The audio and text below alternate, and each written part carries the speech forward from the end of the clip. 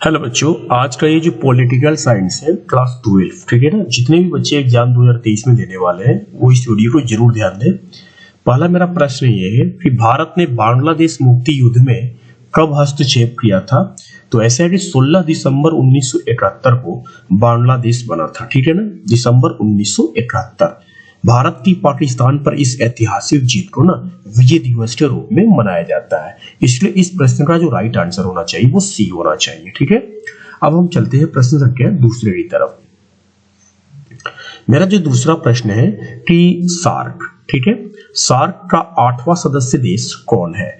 तो ऐसा है कि सार्क की जो स्थापना हुई थी वो हुई थी 8 दिसंबर 1985 को हुई थी, ठीक है ना। और इसके जो स्थापना के समय जो देश थे शामिल वो थे भारत, पाकिस्तान, बांग्लादेश, श्रीलंका, नेपाल, मालदीव और भूटान, ठीक है ना। इसका जो 14वां शिखर सम्मेलन हुआ था 2007 में, ठीक है। और इस 2007 में जो 14वां शिखर सम्मेलन हुआ था इसमें जो है एक नया सदस्य देश बना था और वो था अफगानिस्तान, ठीक है। इसलिए इस प्रश्न का जो राइट आंसर होना चाहिए वो बी नंबर, ठीक है। तो दूसरा जो है ये बी नंबर इसका राइट आंसर है। कारण सार्क का 8वां सदस्य देश कौन था, तो याद रखें 8वां सदस्य देश था वो था अफगानिस्तान, ठीक है ना। और 8वां सदस्य देश जो अफगानिस्तान बना था वो कब बना था, 2007 में इसका सदस्य देश बना था और उस समय 14वां शिखर सम्मेलन हुआ था, ठीक है। अब हम प्रश्न संख्या तीसरे की तरफ चलेंगे। तीसरा मेरा प्रश्न ये है कि यूनिसेफ का मुख्यालय कहाँ है, ठीक है ना।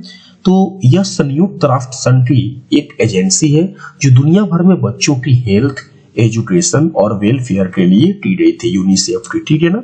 और इसकी अगर पूछा जाए कि मुख्यालय कहाँ है, ठीक है, तो वो है न्यूयॉर्क। यानी कि इस प्रश्न का जो राइट आंसर वो बी नंबर होना चाहिए, ठीक है। अगर इसमें कुल सदस्य देशों की बात करें तो 190, ठीक है ना, लगभग में, ठीक है।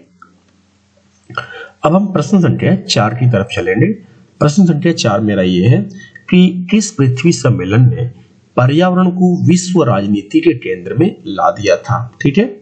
तो पर्यावरण एवं विकास पर संयुक्त राष्ट्र सम्मेलन पृथ्वी सम्मेलन के नाम से जाना जाता है। और ये जो सम्मेलन करवाया था वो संयुक्त राष्ट्र संघ के द्वारा किया गया था, ठीक है। और कहाँ किया गया था ये भी प्रश्न पूछा जाए तो याद रखना ब्राजील की राजधानी रियो डी जेनेरियो में किया गया था। मैं फिर से पूछ रहा हूँ, ब्राजील की राजधानी रियो डी जेनेरियो में किया गया था, आप इस बात को ध्यान में रखें। और ये जो सम्मेलन हुआ था ये 1992 में हुआ था, ठीक है। और इसमें लगभग 182 देशों के प्रतिनिधियों ने क्या किया था, भाग लिया था। और यह सम्मेलन रियो सम्मेलन के रूप में ज्यादा ही प्रसिद्ध है क्योंकि ये जो सम्मेलन हुआ था ब्राजील की राजधानी रियो डी जेनेरियो में हुआ था। तो इस तरह से इस प्रश्न का जो राइट आंसर होगा वो ए नंबर 1992, ठीक है। अब हम चलेंगे प्रश्न संख्या 5 की तरफ। मेरा प्रश्न संख्या 5 है कि भारत में पंचायती राज व्यवस्था किस विचारधारा पर आधारित है, ठीक है ना।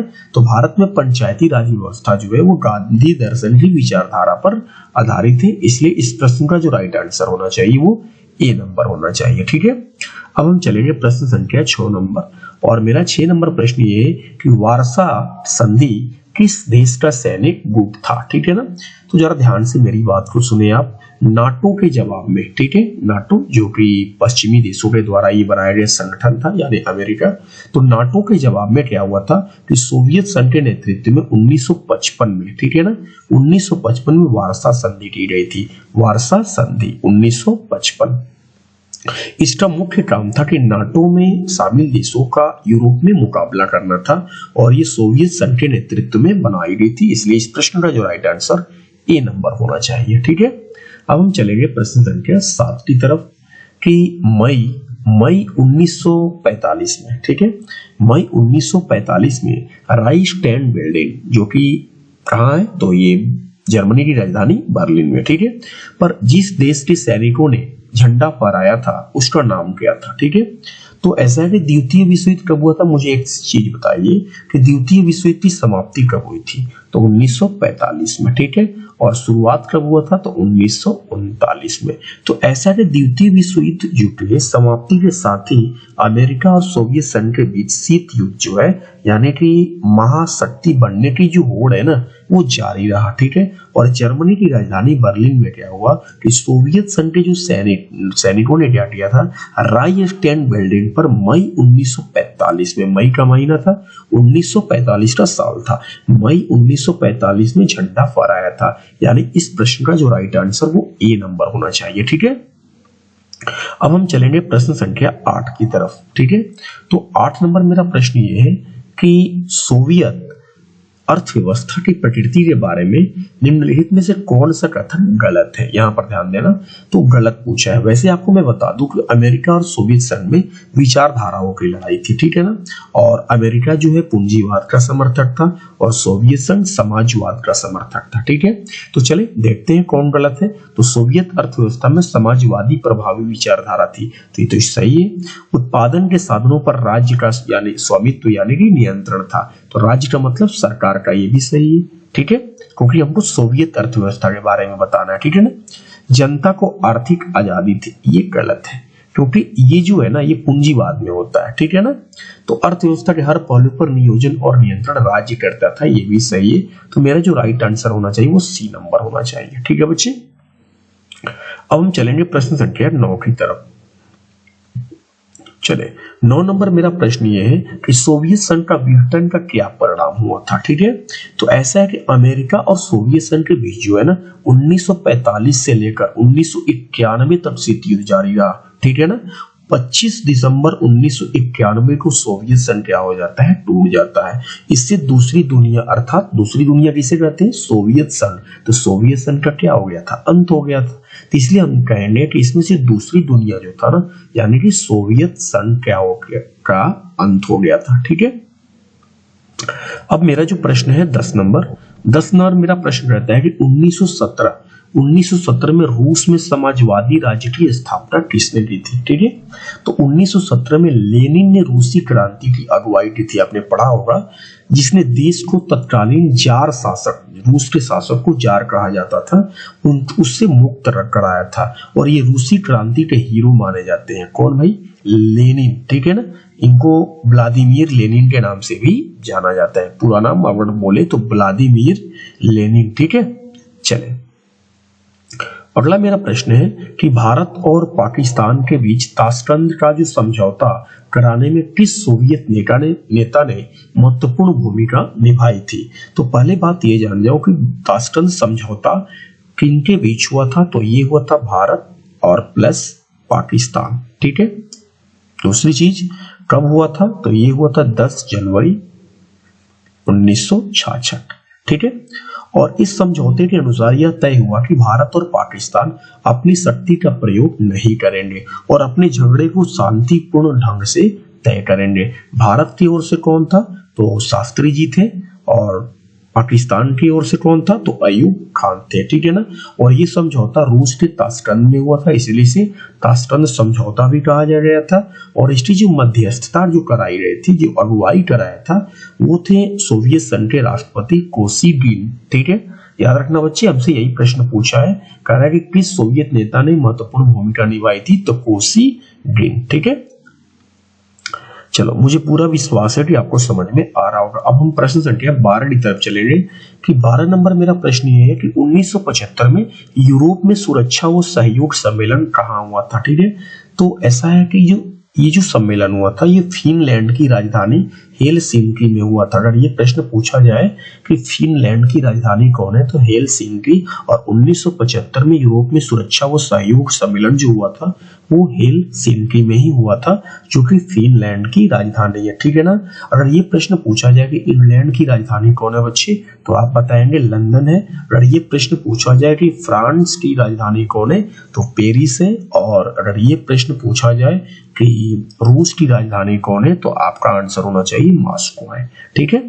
चले अब हम चलेंगे अपने प्रश्न संख्या 13 की तरफ। तो 13 नंबर प्रश्न को देखेंगे कि 13 नंबर प्रश्न है कि ऑन लिबर्टी शीर्षक पुस्तक के लेखक कौन है, ठीक है ना। तो ऑन लिबर्टी पुस्तक के जो लेखक है बच्चे वो है जॉन स्टुअर्ट मिल, ठीक है, JS मिल, ठीक है ना। ये एक प्रसिद्ध आर्थिक, सामाजिक व दार्शनिक चिंतक व अर्थशास्त्री भी थे। इनका जन्म 20 मई 1806 को लंदन में हुआ था। वैसे मैंने अभी थोड़ी देर पहले बताया कि लंदन जो है ना वो इंग्लैंड की राजधानी है, ठीक है। तो इस तरह से ऑन लिबर्टी शीर्षक के जो पुस्तक के जो लेखक है वो जो इसके लेखक है जॉन स्टुअर्ट मिल है, यानी JS मिल, ठीक है। अगला मेरा प्रश्न ये है कि किस अमेरिकी राष्ट्रपति ने नई विश्व व्यवस्था का चित्र प्रस्तुत किया था। तो जरा मेरी बात ध्यान से सुनिएगा। जॉर्ज वॉशिंगटन अमेरिका के पहले राष्ट्रपति थे। एक पॉइंट ये याद करें, जॉर्ज वॉशिंगटन अमेरिका के पहले राष्ट्रपति थे। जॉर्ज बुश की अगर बात की जाए तो वो अमेरिका के 43वें राष्ट्रपति थे, ठीक है ना, जॉर्ज बुश। ओके, इन्होंने नई विश्व व्यवस्था का ही चित्र प्रस्तुत किया था। कौन? जॉर्ज बुश, ठीक है। अगस्त 1990 में इराक ने कुवैत पर हमला किया था। कहानी जरा सुनिए ध्यान से।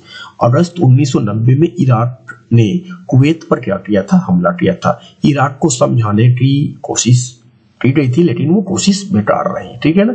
अंत में संयुक्त राष्ट्र संघ ने बल प्रयोग की क्या कर दी थी? अनुमति दी थी। और इसी पर अमेरिकी राष्ट्रपति जॉर्ज बुश ने नई विश्व व्यवस्था की क्या बोला था? संज्ञा दी थी। इसलिए इस प्रश्न का जो राइट आंसर होना चाहिए जॉर्ज बुश, ठीक है। चलो मैं फिर से पूछता हूं, चलो बताओ अमेरिका के सबसे पहले राष्ट्रपति कौन थे? तो ये याद रखना बच्चे, जॉर्ज वॉशिंगटन, ठीक है ना। चले अगला मेरा प्रश्न ये है कि इतिहास के अंत का सूत्र किसने दिया, ठीक है ना। तो इतिहास के अंत उस अवधारणात्मक संज्ञा का नाम है बच्चे जो शीत युद्ध समाप्त होने की अवधि के लिए समाज विज्ञानियों द्वारा प्रयुक्त की जाती थी, और इसे गढ़ने का जो श्रेय माना जाता है वो फ्रांसिस फुकुयामा को जाता है, ठीक है ना। इसलिए इस प्रश्न का जो राइट आंसर वो ए होना चाहिए। ओके, चले 16 नंबर मेरा प्रश्न ये है कि इंग्लैंड के वर्तमान प्रधानमंत्री कौन है, ठीक है ना। तो वैसे इंग्लैंड जिसको हम यूनाइटेड किंगडम के नाम से जानते हैं और यूके जिसे बोलते हैं हम लोग, ठीक है ना। और उसके जो वर्तमान प्रधानमंत्री है वो है ऋषि सुनक। याद रखे, बड़ा चर्चा हुआ था इस न्यूज को, ऋषि सुनक। ओके, अगला मेरा प्रश्न ये है 17 नंबर कि विश्व को इंटरनेट की सुविधा किस देश की देन है। तो ऐसा है कि विश्व को इंटरनेट की सुविधा की देन जो है ना वो संयुक्त राज्य अमेरिका को माना जाता है, ठीक है, संयुक्त राज्य अमेरिका को। और ऐसा भी एक ये पॉइंट होता है कि अगर भारत में इंटरनेट की शुरुआत अगर देखा जाए तो 15 अगस्त 1995 को हुई थी, ठीक है। चलो, तो विश्व को इंटरनेट की सुविधा किस देश की देन है? तो ये हो जाएगा संयुक्त राज्य अमेरिका, ठीक है। हम अपने अगले प्रश्न की तरफ चलेंगे कि 1957 में अपनी स्थापना के समय यूरोपीय संघ का क्या नाम था, ठीक है ना। तो यूरोपीय संघ की स्थापना 1992 में हुई थी, ठीक है। कब हुई थी बच्चे? 1992 में हुई थी। लेकिन 1957 में क्या हुआ था, अपनी स्थापना के समय यूरोपीय संघ का जो नाम था यूरोप का आर्थिक समुदाय, क्या नाम था? यूरोप का आर्थिक समुदाय। और इसका उद्देश्य ये था कि तेज आर्थिक विकास करना, ठीक है, आपसी सहयोग करना, समान विदेश नीति लाना, ठीक है, ये इसका उद्देश्य था, ठीक है। प्रश्न संख्या 19 है कि कौन सा वर्ष भारत चीन मित्रता वर्ष के रूप में मनाया गया था, ठीक है ना। तो ऐसा है कि भारत और चीन ने वर्ष 2006 में एजुकेशन एक्सचेंज प्रोग्राम जिसे हम लोग बोलते हैं EEP, ठीक है ना, पर हस्ताक्षर किए। यह दोनों देशों के बीच शैक्षिक सहयोग को बढ़ाने के लिए किया गया एक समझौता था, ठीक है। और इस वर्ष भारत चीन मित्रता वर्ष के रूप में मनाया गया था। इसलिए इस प्रश्न का जो राइट आंसर होना चाहिए वो डी नंबर होना चाहिए, ठीक है। अगला मेरा प्रश्न ये है 20 नंबर कि साप्टा समझौता पर किस वर्ष हस्ताक्षर हुए थे। तो साप्टा जिसको फुल फॉर्म होता है कि south ASEAN free trade area, ठीक है ना, आप बोलते हैं ना SAFTA, यानी कि साउथ आसियान फ्री ट्रेड और एरिया, ठीक है ना। और इसकी जो स्थापना हुई थी ना, इसकी जो स्थापना हुई थी। अगर ऐसा कहा जाए कि इसका जो ये जो साप्टा जो समझौता हुआ था, अगर इस पर हस्ताक्षर की बात की जाए तो वो हस्ताक्षर हुआ था, वो था 2004 में हुआ था, ठीक है। लेकिन जो लागू हुआ था यानी काम करना चालू कर किया तो ये किया 2006 में। तो मेरा प्रश्न है कि हस्ताक्षर कब हुए थे, तो याद रखें 2004 में। और साप्टा का फुल फॉर्म पूछे तो south ASEAN free trade area, ठीक है। चले तो अब हम 21 प्रश्न में चलते हैं कि यूरो क्या है, ठीक है। तो यूरोपीय संघ की स्थापना अगर मैंने बोला कि 1993, यहाँ पर मैंने पीछे बोला था 1992 में, मैंने थोड़ी देर पहले बोला कि यूरोपीय संघ की जो स्थापना हुई थी बच्चे याद रखना, यूरोपीय संघ की स्थापना 1992 ना होकर 1993 होता है, ठीक है। तो अब मेरा जो 21 नंबर प्रश्न है कि यूरो क्या है, ठीक है। तो याद रखें कि यूरोपीय संघ की जो स्थापना 1993 में हुई थी। और यूरोपीय संघ की अगर बात की जाए तो ये इसका एक ऐसा एक संघ है जो कि इसका अपना एक झंडा है, अपना गान है और अपना इसका स्थापना दिवस मनाता है। इसकी अपनी मुद्रा है जो कि यूरो हम बोलते हैं, ठीक है। इसने 2003 में अपना संविधान भी बनाने की कोशिश की थी पर वो सफल नहीं हो सका था। तो यूरो जो है ना वो यूरोपीय संघ के सदस्यों की मुद्रा है, ठीक है। और यूरोपीय संघ की जो स्थापना हुई थी बच्चे याद रखना 1993 में, ठीक है।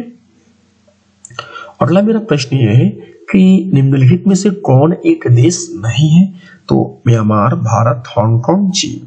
तो इस प्रश्न का जो राइट आंसर होना चाहिए वो सी, ठीक है। क्योंकि हांगकांग जो है ना ये एक देश नहीं है, इसे एक चीन के हिस्सा के रूप में जाना जाता है, ठीक है ना।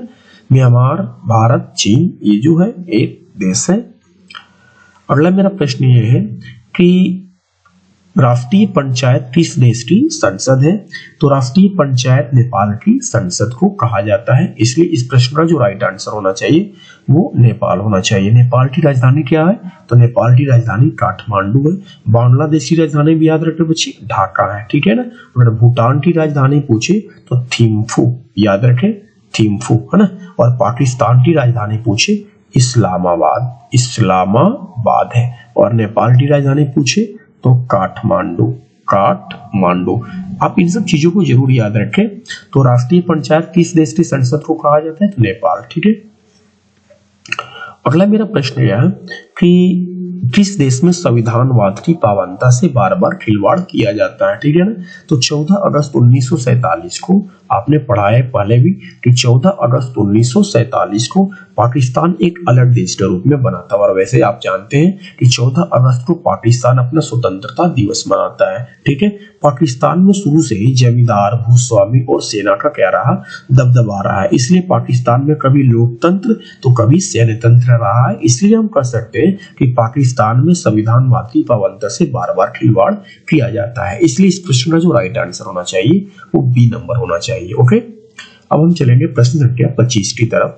मेरा जो 25 नंबर प्रश्न है, निम्नलिखित में से सार्क का सदस्य देश नहीं है। तो मैंने आपसे पहले भी बोला था कि सार्क जो कि आपने पढ़ा था कि 8 दिसंबर 1985, ठीक है ना। 1985 में इसकी क्या हुई थी, स्थापना हुई थी।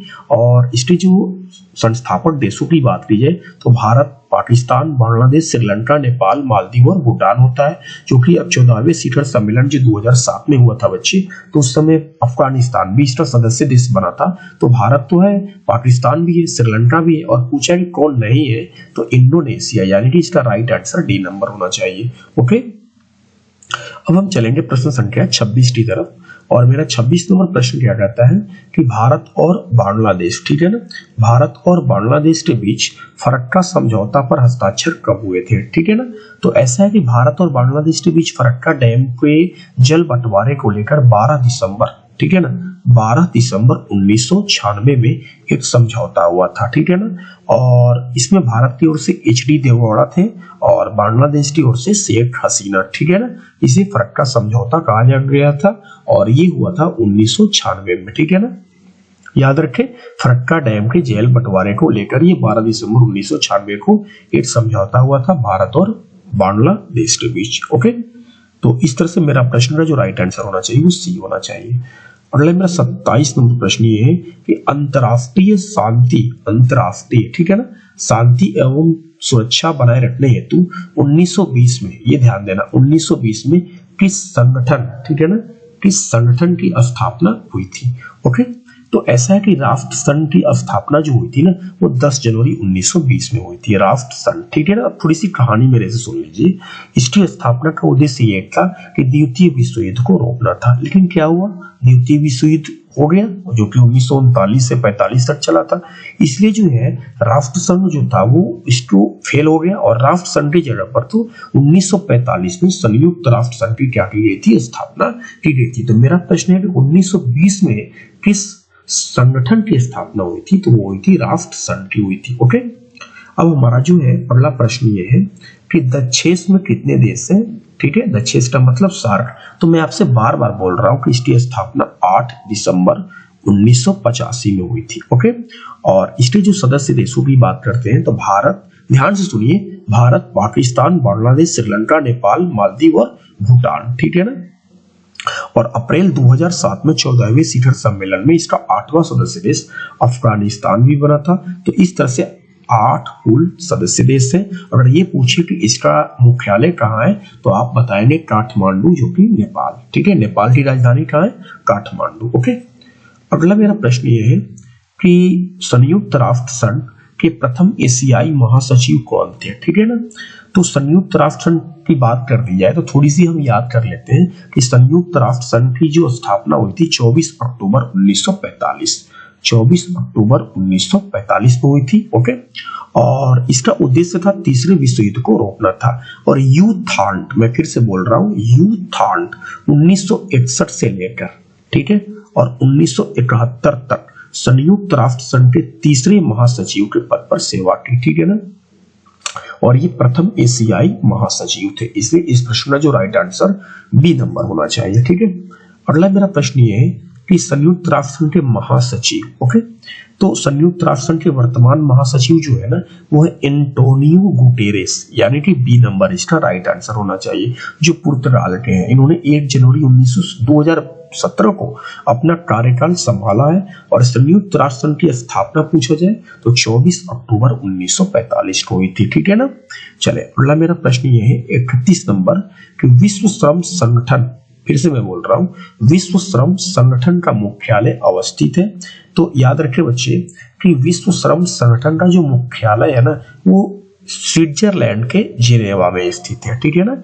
ये इस प्रश्न का जो राइट आंसर होना चाहिए वो ए नंबर होना चाहिए। ओके, अगला मेरा प्रश्न है कि 32 नंबर कि यूरोपीय संघ की स्थापना कब हुई थी, ठीक है। तो यूरोपीय संघ की जो स्थापना हुई थी, मैंने पहले भी बोला था कि 1993 में हुई थी, ठीक है ना। यूरोपीय संघ यूरोपीय देशों का क्या है बच्चे, एक संगठन है, और इसका गठन जो है ना 1993 में इनके आर्थिक और राजनीतिक एकीकरण की निगरानी के लिए किया गया था, ठीक है ना। यह maastricht संधि के द्वारा बनाया गया था यह संघ, ठीक है ना। अब maastricht संधि क्या होता है, तो ये 7 फरवरी 1992 को यूरोपीय समुदाय के मध्य एक समझौते को कहा जाता है। maastricht क्या है, तो ये नीदरलैंड का एक शहर है, ठीक है ना। तो याद रखिएगा, ये प्रश्न पूछे जाए तो जरूर बताना, 1993 इसका राइट आंसर होना चाहिए। अगला मेरा प्रश्न ये है कि संयुक्त राष्ट्र संघ के किस महासचिव की वायु दुर्घटना में क्या हुई थी, मृत्यु हुई थी, ठीक है ना। तो ऐसा है कि डैग हैमरशोल्ड, याद रखें, डैग हैमरशोल्ड ने संयुक्त राष्ट्र संघ के दूसरे महासचिव के रूप में सेवा दी थी, ठीक है ना। और 18 सितंबर 1961, मैं लिख देता हूं, 18 सितंबर 1961 को क्या हुआ था, वायु दुर्घटना में इनकी मृत्यु हो गई थी, ठीक है ना। अभी वर्तमान में कौन है संयुक्त राष्ट्र संघ के महासचिव, तो वो है एंटोनियो गुटेरस। ओके, तो अब हम चलते हैं 34 नंबर प्रश्न की तरफ। 34 नंबर मेरा प्रश्न ये है कि 1945 में संयुक्त राष्ट्र संघ की स्थापना हुई थी। ओके, तो सब जानते हैं उसका मौलिक सदस्य कौन था। तो भाई क्या हुआ था कि इसकी स्थापना तो सबको पता है, संयुक्त राष्ट्र संघ जिसको हम यूएनओ बोलते हैं, और ये जो हुआ था इसकी जो स्थापना हुई थी ना, ये 24 अक्टूबर 1945 में। अगर ये पूछा जाए कि संयुक्त राष्ट्र संघ का जो मुख्यालय कहाँ है, तो याद रखिए बच्चे, अमेरिका के न्यूयॉर्क में, ठीक है ना। और यूएनओ की स्थापना के समय 50 देशों ने हस्ताक्षर किया था बच्चे, फिर पोलैंड भी आ गया था और भारत तो शुरू से ही इसका सदस्य रहा है, ठीक है ना।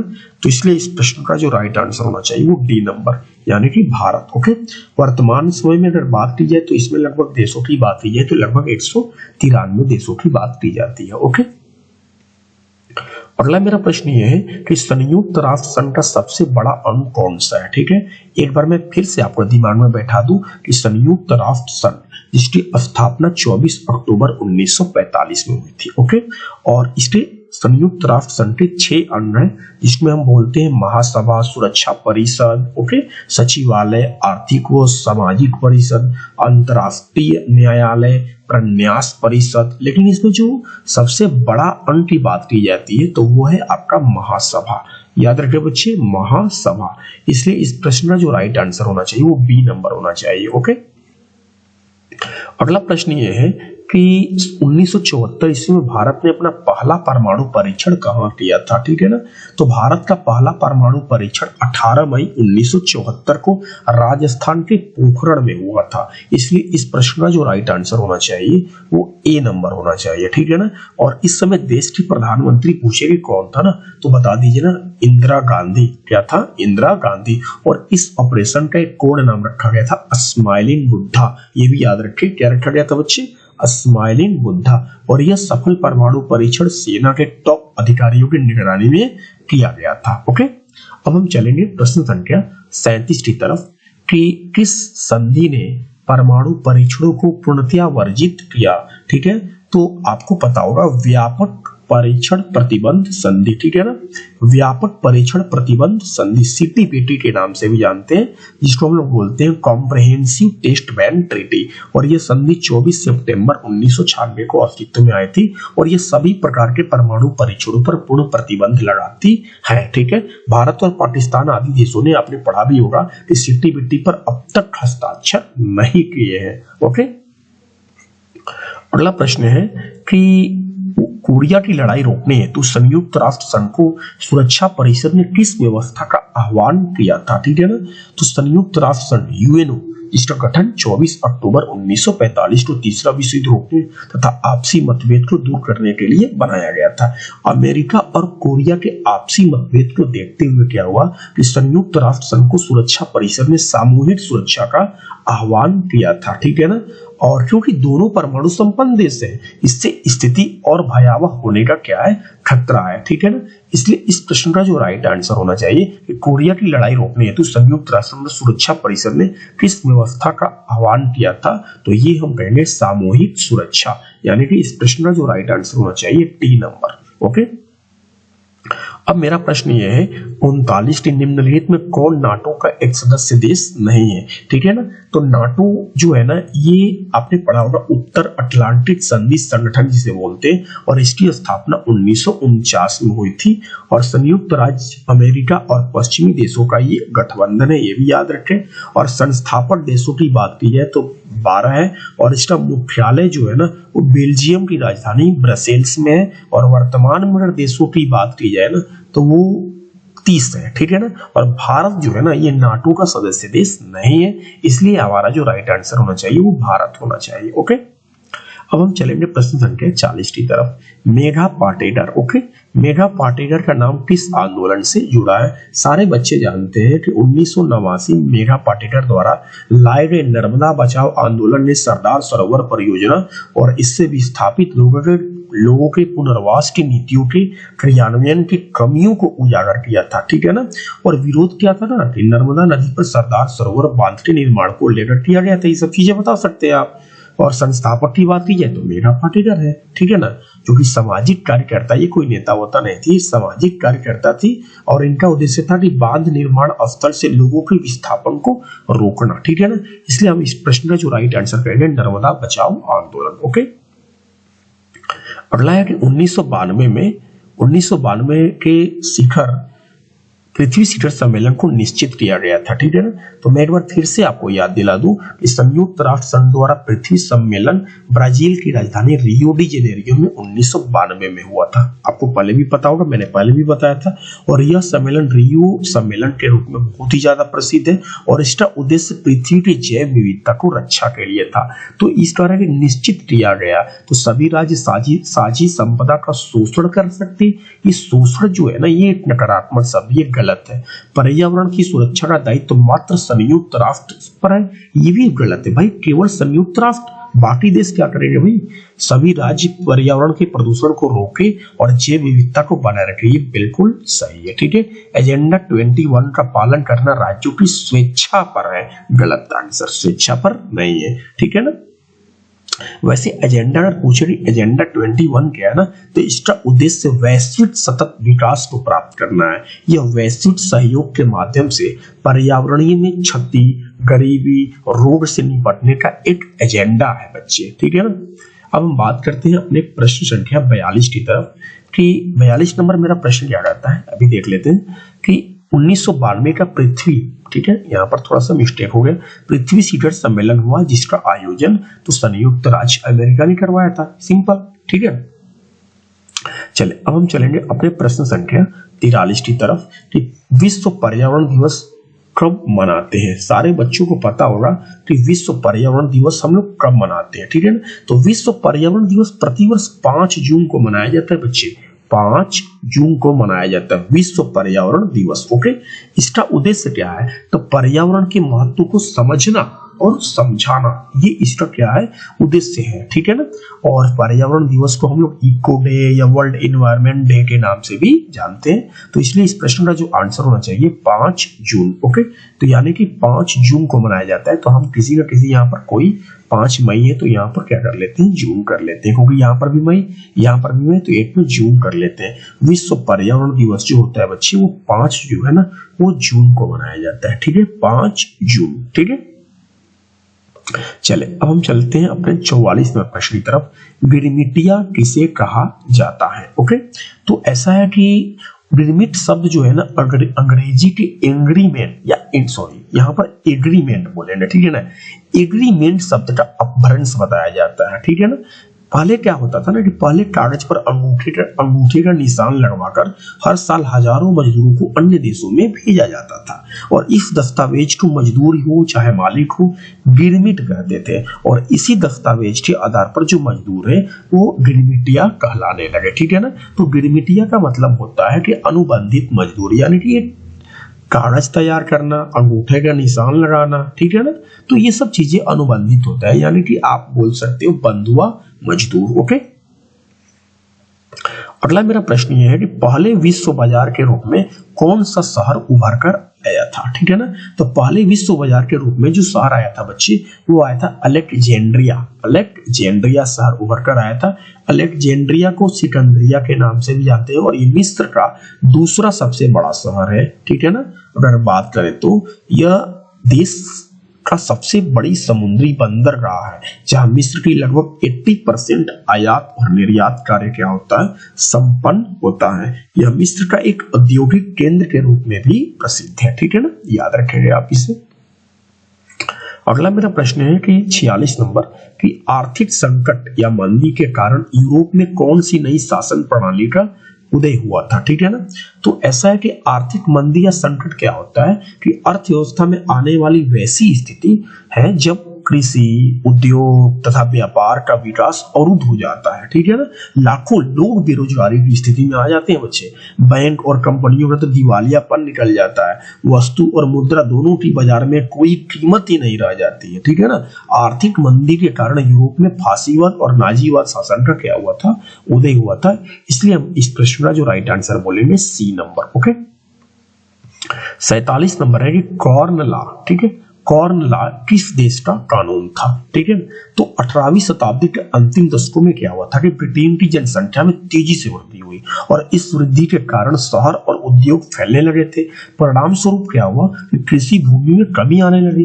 ब्रिटिश सरकार द्वारा इस स्थिति को देखते हुए क्या किया गया, कॉर्न लॉ को लागू किया गया, ठीक है, ब्रिटिश सरकार, यानी कि इस प्रश्न का जो राइट आंसर डी नंबर। और इन कानूनों के द्वारा विदेशों से खाद्य पदार्थों के आयात पर क्या किया गया था, पाबंदी लगा दी गई थी। और इस कानून से स्थिति और ही भयावह हो गई और अंत में ये कानून सरकार को हटाने भी पड़े थे। तो याद रखिए बच्चे, ये कानून जो था ये कॉर्न लॉ, ये ब्रिटेन का कानून था। ओके, अगला मेरा प्रश्न ये है कि कौन दोनों सदनों की संयुक्त बैठक की अध्यक्षता कौन करता है, ठीक है ना। तो इस प्रश्न का जो राइट आंसर होना चाहिए वो लोकसभा के अध्यक्ष। तो वर्तमान में लोकसभा के अध्यक्ष कौन है, तो श्री ओम बिरला, ठीक है ना। अगर मैं कहीं गलत हूं तो आप कमेंट में जरूर बताएं, ठीक है ना। अगला मेरा प्रश्न ये है कि 42वें संविधान संशोधन द्वारा समवर्ती सूची में कौन से विषय जोड़े गए थे, ठीक है ना। पहली बात करते हैं कि सूची क्या होती है, ठीक है ना। तो सूची, इसके तहत केंद्र और राज्य सरकार में शक्तियों का क्या होता है, बंटवारा होता है। अगर सूची की बात की जाए तो वो 3 है, एक है संघ सूची, ठीक है, एक है संघ सूची, दूसरा है राज्य सूची और तीसरा है समवर्ती सूची। संघ सूची में क्या होता है बच्चे, संघ सूची में क्या होता है कि इसमें केंद्र सरकार क्या करती है, कानून बनाती है। और राज्य सूची की बात की जाए तो इसमें राज्य सरकार कानून बनाती है। और एक होता है समवर्ती सूची, ठीक है ना। इसमें क्या होता है कि केंद्र और राज्य दोनों ही कानून बना सकते हैं, ठीक है ना। तो अब बात करते हैं कि 42वें संविधान संशोधन, ठीक है ना, क्योंकि ये हुआ था 1976 में। कब हुआ था बच्चे, 1976 में हुआ था। और इसके द्वारा 5 विषयों, जैसे मैं बात कर लेता हूँ शिक्षा हो या जनसंख्या नियंत्रण हो आदि, को राज्य सूची से निकालकर समवर्ती सूची में रख दिया गया था, ठीक है ना। तो ये करें समवर्ती सूची में कौन से विषय जोड़े, तो जनसंख्या नियंत्रण हम बोल देंगे, ठीक है ना। अगर संघ सूची में कुल विषयों की बात की जाए तो लगभग 100 है। और राज्य सूची में जब अगर बात की जाए कि जब संविधान बना था उस समय इसमें कुल 66 थे। फिर बाद में 42वें संविधान संशोधन 1976 में क्या हुआ, इसमें से 5 हटा दिए गए और इसको समवर्ती सूची में जोड़ दिया गया था, ठीक है ना। तो पहले समवर्ती सूची में 47 थे, अब इसमें से 5 आ जाएंगे तो +5 जोड़ देंगे तो हो जाएगा टोटल कितना, 52, ठीक है। ओके, तो मेरा प्रश्न का जो राइट आंसर होना चाहिए वो ए नंबर होना चाहिए। अब एक लास्ट है, किसने कहा कि क्या कहा भाई, तो किसने कहा कि स्वतंत्रता हमारा जन्मसिद्ध अधिकार है। तो आपने पढ़ा होगा, बाल गंगाधर तिलक का नाम जरूर सुना होगा, ठीक है ना। इन्होंने बोला था कि स्वराज मेरा जन्मसिद्ध अधिकार है और मैं इसे लेकर रहूंगा, ठीक है ना। तो ये याद रखें कि इसका जो राइट आंसर होना चाहिए वो सी नंबर होना चाहिए, तिलक। अगर वीडियो अच्छा लगा होगा तो प्लीज वीडियो को लाइक करना, शेयर करना और अगर चैनल को सब्सक्राइब नहीं किया हो तो जरूर कर लेना, ठीक है ना। धन्यवाद।